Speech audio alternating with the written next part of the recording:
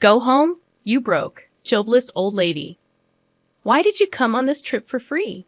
I was utterly disappointed with my family, as usual. I'll show you all what hell looks like. Deciding to take action against them while enjoying some alone time away from my family, my brother called me. Hey, what did you do, sis? Allow me to introduce myself. My name is Lucy, a 30-year-old office worker. I've been dating someone for about 3 years now. His name is Alan, a true gentleman who treats me well and cares for me deeply. We initially met in college, where he was my senior, and I often sought his advice whenever I had work-related concerns or personal issues. Each time, he listened attentively and offered sound advice.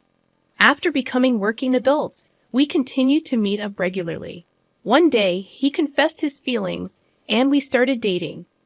Since then, our relationship has been going smoothly, and we've been enjoying our time together, contemplating marriage in the near future. Then, one day, Alan proposed to me. Lucy, I want to spend the rest of my life with you. Will you marry me? Yes. And so we decided to get married. We immediately informed our families about our engagement. Nice to meet you, I'm Lucy. Oh, we finally meet, huh? I've heard so much about you from Alan. You're just as cute as he said. I don't know about cute. Go on, have some confidence. Come in, come in. Thank you. Alan lost his father a few years ago, and now only my mother-in-law-to-be lives in his family home. I was anxious about whether I'd get along with her, but she's turned out to be incredibly kind and wonderful. We had a delightful conversation over tea and snacks. Lucy, you're such a wonderful person. I'm so happy you're going to be Alan's wife. Mother-in-law showered me with compliments, something I wasn't used to, leaving me a bit flustered. I'm looking forward to your wedding. See you, Mom. Thank you for today. The meeting ended on a positive note, and I felt relieved. But next, I had to introduce Alan to my family, a thought that instantly brought me down. The reason is, I don't really like my family. The root cause lies in how my parents treated me since I was a child. Both my parents excelled in sports. Mom was into track and field, and Dad was a soccer player. They were so good that they got into college on athletic scholarships, and naturally, they expected their children to excel in sports as well. However, I didn't have the athletic ability they hoped for. My parents always wanted me to excel in something, so they had me try out various sports. I remember doing basketball, swimming, table tennis, and even figure skating. But the truth is, I was never athletically gifted. I was average at best, and that wasn't sufficient to gain acknowledgement from my parents. They were clearly frustrated. Then my brother Kyle was born, with high hopes for a boy. They also immersed him into sports. Turns out, Kyle had a knack for soccer. When the local youth coach identified his talent, my parents were thrilled and shifted all their attention to Kyle. Kyle is truly a genius. Our child is definitely something special. Their words implied that I was the exact opposite. A disappointment. They favored Kyle in everything and acted like I didn't matter. Even as I grew older into middle and high school, they never paid me any attention. I focused on my studies and excelled, but they dismissed my efforts, saying being good at studying is meaningless. When I wanted to go to college, they told me they couldn't afford it, so I used scholarships to get by. Meanwhile, Kyle continued to excel in soccer and even got into high school on a soccer scholarship. My parents were ecstatic. He's definitely going pro. We can do anything for Kyle. Growing up so adored, Kyle started to look down on me. Lucy, you're such a loser and a jinx. Even Mom and Dad don't like you. If you aren't here, they could invest more in me. You're such a burden. Kyle would often insult me like this, and my parents never corrected him. You really are a burden. Wasting money on you is what they mean by unnecessary expenses. Hearing this from my own family crushed my self-esteem. I managed to get into a decent college and landed a job at a well-paying company. But my self-worth remained low, and my achievements were always overshadowed by Kyle's successes. He got into college on another soccer scholarship, and my parents were even prouder than ever. By then, I was already working and struggling to pay back my student loans. Kyle was still living at home, showered with love, attending college and playing soccer.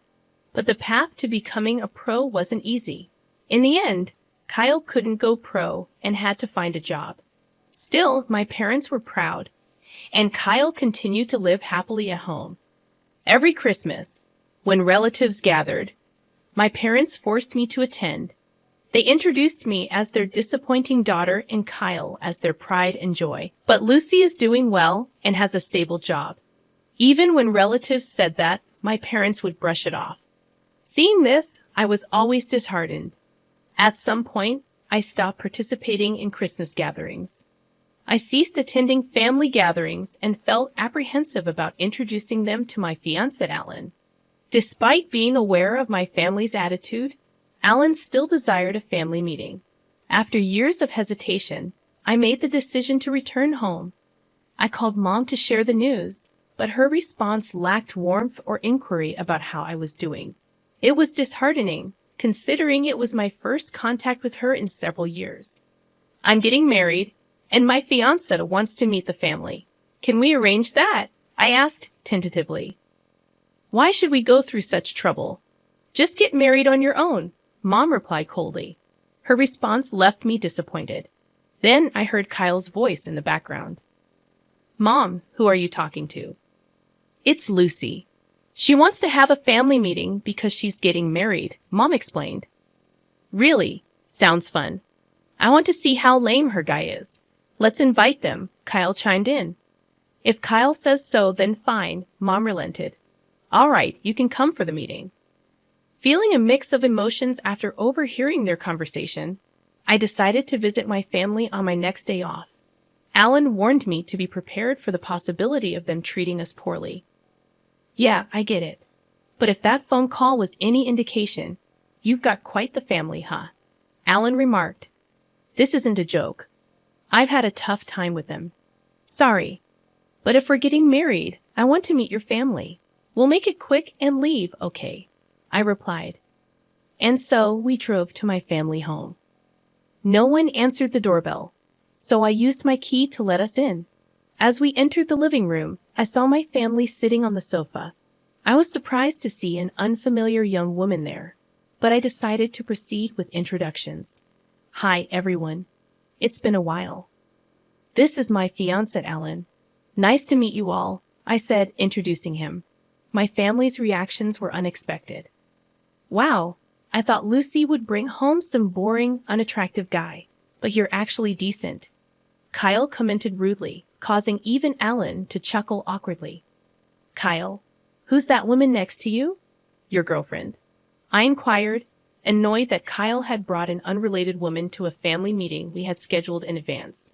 She's my wife, Mia. We've been living here since we got married. Kyle dropped the bombshell. Wife? I was so shocked. My eyes widened. Wait, you got married? Yeah, last year. I had no idea.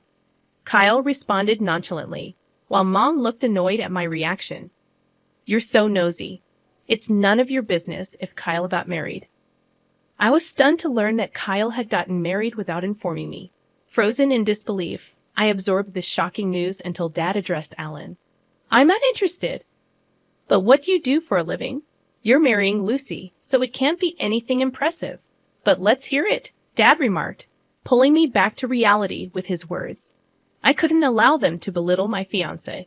Clenching my fists in anger, Alan gently restrained me. I apologize for the rudeness.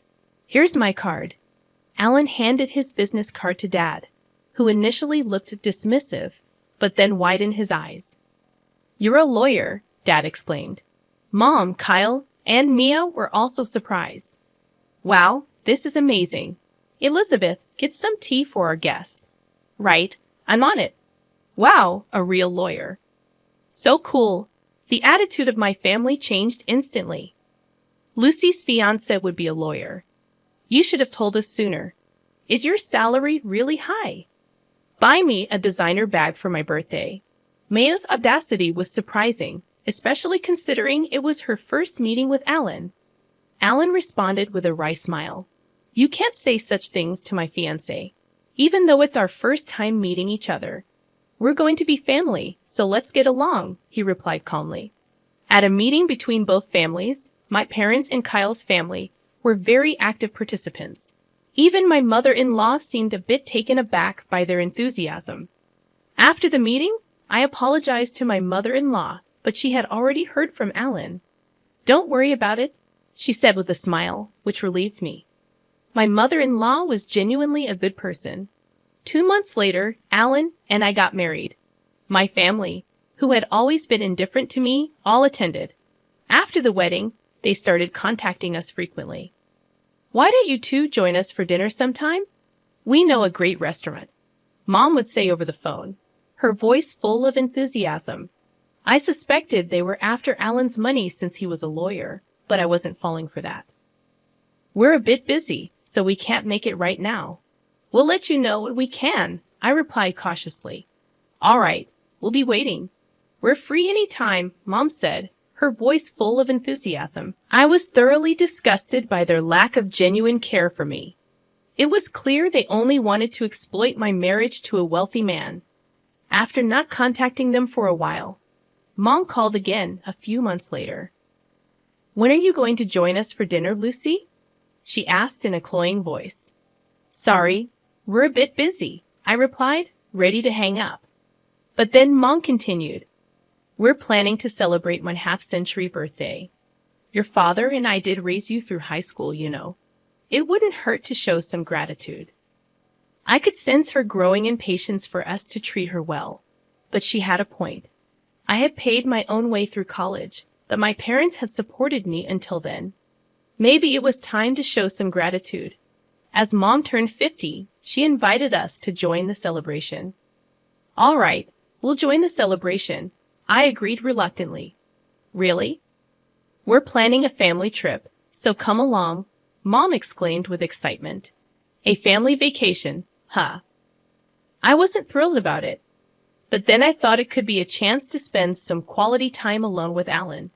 When I mentioned it to Alan, he agreed, so we decided to join the family trip.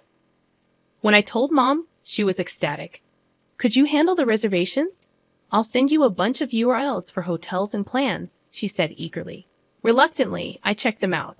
They were all for luxury hotels and high-end restaurants. How extravagant did she plan to be? I was annoyed by my family's endless demands, but figured this might be a one-time thing, so I went ahead with the bookings. When I called to say the reservations were complete, Mom was overjoyed. I can't wait. Thank you, she exclaimed. Finally, the day of our half-century family vacation arrived. We planned a trip to Florida. We boarded the plane, and everyone seemed excited. Both my parents and Kyle's family seemed to be having a lot of fun. Upon landing, Alan and I told the family we'd go our separate ways. They tried to get us to shop for souvenirs with them, but we dodged that bullet and went off on our own. We agreed to meet up for dinner at the high-end restaurant we had booked. Time flew by as Alan and I enjoyed seeing the sights, and then we arrived at the restaurant where our parents and Kyle's family were already waiting. You're late. Well, we still have 10 minutes until our reservation, Mom said. Suddenly, Mom and the others changed their tone. We weren't talking to you. Well, we have business with Alan, not you. Thank you for covering the cost of this fancy dinner and hotel stay, they remarked. Alan was confused, and Kyle and the others turned to me. You're done here, Lucy. You don't deserve any of this, you parasite, they shouted.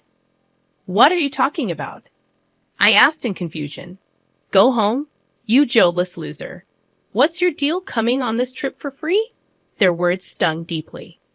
I was utterly disgusted by my family's behavior. It became evident that they intended to exclude me from the start. You'll regret this, I whispered to Alan. Fine, I'll leave now, I said aloud. Our parents and Kyle's family looked smug as they entered the restaurant with Alan. Quickly, I made other arrangements. Fortunately, a good hotel had a cancellation, so I booked a room and checked in.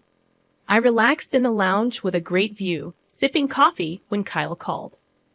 What did you do, Lucy? What do you mean Alan's gone? He interrogated. I have no idea, I replied calmly. He's usually clueless but sharp when it matters. Sure, but it's no big deal. I told him I'm staying at another hotel, so he should join me. You're kidding. Alan left before the food arrived and never came back. We had to pay the bill, Kyle explained. Well, it's Mom's special celebration, isn't it? I retorted. Shut up. You'll get the bill later, Kyle snapped before hanging up. Soon after, Alan arrived at my hotel grinning. Did it work? Were they mad? He asked eagerly. Yeah, they were furious. They're hopeless. You were going to pay for everything, and they still acted like that. I explained, watching as even Alan was dumbfounded by their behavior. We shook it off and enjoyed a meal at the hotel's upscale restaurant. Returning to our room, we relaxed and woke up refreshed the next morning. We got up and enjoyed some sightseeing. We didn't want to fly back at the same time as our parents, so we changed our flight to an earlier one. While waiting for our flight, Mom called, furious. Hello, what's up? I thought you didn't need me for anything, I answered. What's the meaning of this? Why is the hotel bill due at checkout? That's not how I made the reservation. Don't joke around. We can't afford $11,000 per person. If you enjoy the luxury, you should pay for it unless you want to get arrested. Stop it. You're so arrogant for a parasite. You're the one who needs to stop. She ranted angrily before I ended the call. I had planned to cover all the expenses for this trip as a gesture of gratitude for all the years of support you've given me. But you messed up by kicking me out, I expressed, a hint of disappointment in my tone. Wait, you were going to pay for all this? Mom's voice betrayed her surprise. That's what I've been saying. There's no way you could afford that, Dad interjected skeptically. Don't underestimate me. I work at the headquarters of a major corporation and even serve as a manager. I've earned significantly more than Dad and have substantial savings, I explained firmly. Really? Mom was left speechless.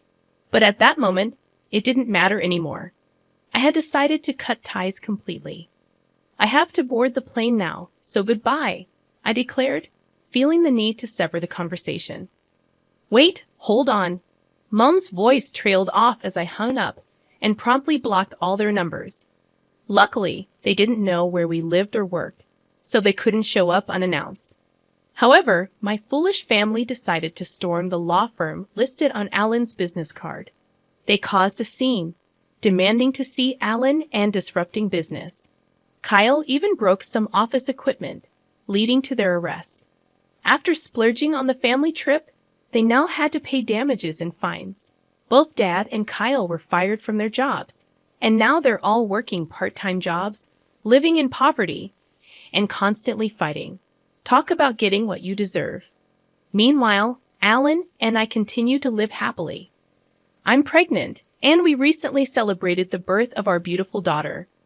With my mother-in-law, I plan to cherish my family, Alan, my mother-in-law, and our daughter, and live a joyful, fulfilling life.